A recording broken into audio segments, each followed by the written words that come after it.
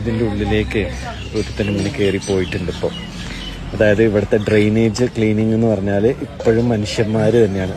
നമ്മൾ പണ്ട് തോട്ടിയുടെ കഥ പറഞ്ഞ് ഓർമ്മയില്ലേ?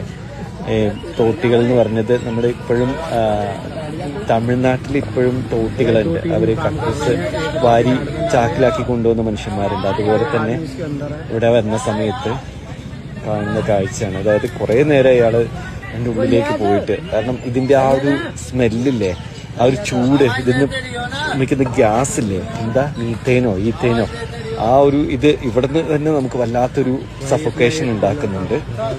ചങ്ങാതി വിളിച്ച് നോക്കുന്നുണ്ട്. എന്നിട്ട് ഒരാൾ അതിൻ്റെ ഉള്ളിൽ നിന്ന് ഇതൊക്കെ കൂടി വാരി ഇങ്ങനെ പുറത്തേക്ക് ഇടുകയാണ്. അവിടെ ബ്ലോക്കായിട്ട് സൊസൈറ്റിയിലുള്ള ആൾക്കാരൊക്കെ കൂടി കംപ്ലൈൻറ്റ് കൊടുക്കുന്ന സമയത്ത് മുനിസിപ്പാലിറ്റി അയക്കുന്ന ആളാണ്.